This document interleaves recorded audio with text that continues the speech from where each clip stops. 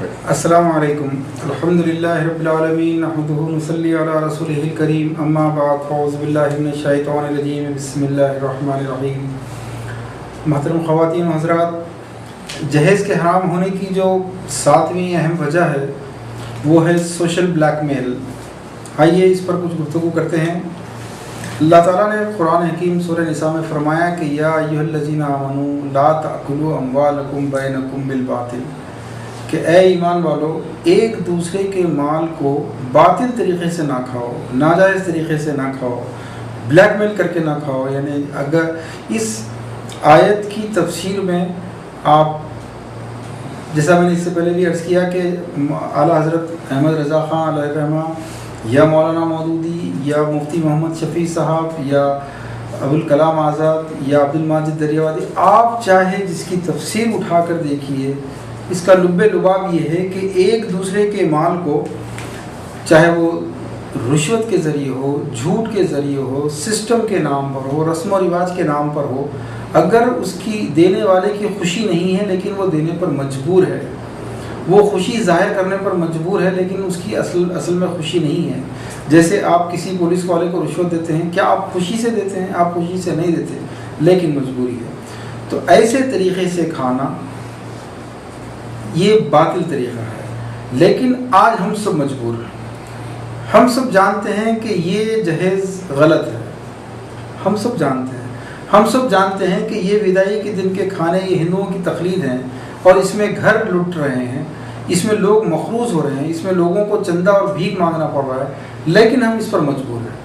ہم یہ جانتے ہیں کہ ایسی شادیوں میں شرکت کرنا بھی جائز نہیں، لیکن ہم مجبور ہیں. کیوں؟ کیونکہ ہر شخص، لڑکی والا ہو، لڑکا والا ہو، شرکت کرنے والے ہوں، یہ تمام کے تمام کہیں جذباتی طور پر، کہیں خاندانی طور پر، کہیں تعلقات کی بنیاد پر ایک دوسرے کو ہم سوشل بلیک میل کر رہے ہیں. ہر شخص بلیک میل ہو رہا ہے، یہ جانتے ہوئے بھی کہ یہ رسم جائز نہیں. علماء اور مشائخین اس لیے خاموش ہیں کہ معاملہ معتقدین اور مریدین کو ناراض نہیں کر سکتے، یہ معاملہ ہے. لیڈر ہمارے اس لیے خاموش ہیں کہ لیڈروں کا تعلق ووٹ بینک سے ہے. سماجی اصلاح یا دینی اصلاح ان کا ایجنڈا نہیں ہوتا، ان کے ایجنڈے سے باہر ہے چیزیں. لڑکا اس لیے خاموش ہے کہ بزرگ ناراض ہو جائیں گے. مرد حضرات اس لیے خاموش ہیں کہ عورتوں کے آگے کسی کی ان کی نہیں چلتی. اور ویسے یہ مرد حضرات تو باہر کے کئی فتووں میں، کئی دوسرے مسائل میں ایک دوسرے کی گردن کاٹ سکتے ہیں، ایک دوسرے کو کافر اور مشرک کے اور بدعتی کے اور فاسق کے فتوے لے کر آ سکتے ہیں. لیکن اتنے بڑے حرام کے معاملے میں جب گھر کی عورت کے سامنے مرضی نہیں چلتی تو بالکل خاموش رہتے ہیں. امیر لوگ اس لیے خاموش ہیں کہ ان کی عزت کا سوال. غریب آدمی اس لیے خاموش ہے کہ جب ایک سسٹم بن چکا ہوتا ہے تو اس سسٹم کے مطابق اگر وہ نہ چلے تو اس کی لڑکی کا جینا حرام ہو جاتا ہے. لوگ اس آدمی کو عیب کی نظر سے دیکھتے ہیں. اس طریقے سے ہر آدمی کہیں تعلقات خراب ہو جانے کی بنیاد پر، کہیں لڑکی کے مستقبل خراب ہونے کی بنیاد پر، ہر آدمی ایک دوسرے کو مکمل طور پر بلیک میل کر رہا ہے. جبکہ ایک طرف قرآن یہ کہتا ہے کہ یا ایھا الذین آمنوا تعاونوا علی البر ولا تعاونوا علی العدوان، کہ اے ایمان والو نیک کام میں، اچھے کام میں ایک دوسرے کے ساتھ تعاون کرو اور برے کام میں ایک دوسرے کے ساتھ تعاون نہ کرو.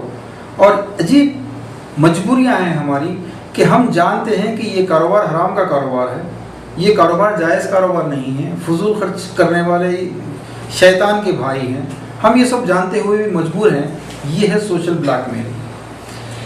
ایک حدیث غور سے سننے کی ہے. آپ صلی اللہ علیہ وسلم نے فرمایا کہ جب کسی فاسق کی تعریف کی جاتی ہے تو اللہ کا عرش غضب سے ہل جاتا ہے.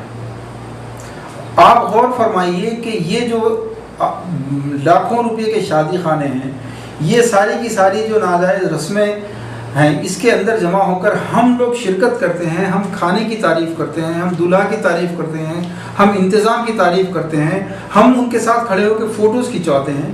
اور ہم ہی نہیں، ہم علماء بھی کھنچواتے ہیں، مشائخین بھی کھنچواتے ہیں، لیڈر بھی کھنچواتے ہیں، سماجی مسئلے بھی تصویریں کھنچواتے ہیں. یہ تمام کی تمام فاسقوں کی تعریف کرنے کے برابر ہے. اور ایسی تعریف سے اللہ کا عرش غضب سے ہل جاتا ہے.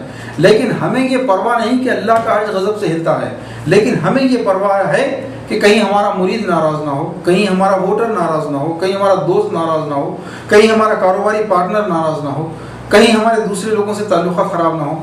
ہمیں اللہ اور اللہ کے رسول کی نافرمانی یا ان کا ناراض ہونا کوئی معنی نہیں رکھتا، معنی رکھتی ہے تو وہ یہ کہ ہمارے تعلقات خراب نہ ہوں، اور ہمارا ضمیر گواہ ہے اس بات پر کہ ہم غلط کر رہے ہیں، پھر بھی ہم مجبور کیوں ہیں؟ کیونکہ یہ ایک سوشل بلیک میل ہے۔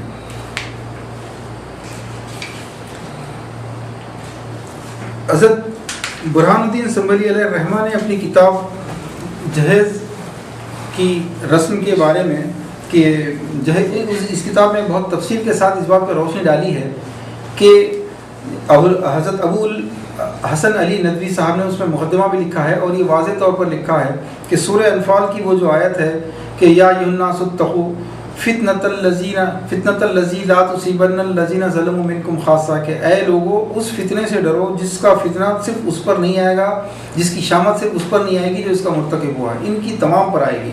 اور آج آپ اور ہم دیکھ رہے ہیں ایک دوسرے کو ہم سوشل بلیک میل کر رہے ہیں، جس کے نتیجے میں لاکھوں روپیہ برباد ہو رہا ہے مسلمانوں کا، اور مسلمان ترقی مالی طور پر اخلاقی طور پر ترقی ہی نہیں کر سکتا۔ اللہ تعالیٰ ہم کو اس سوشل بلیک میل سے بچنے کی توفیق عطا فرمائے۔ وصلی اللہ تعالیٰ علی خیر خلقہ وعلی آلہ وصحبہ اجمعین برحمتک یا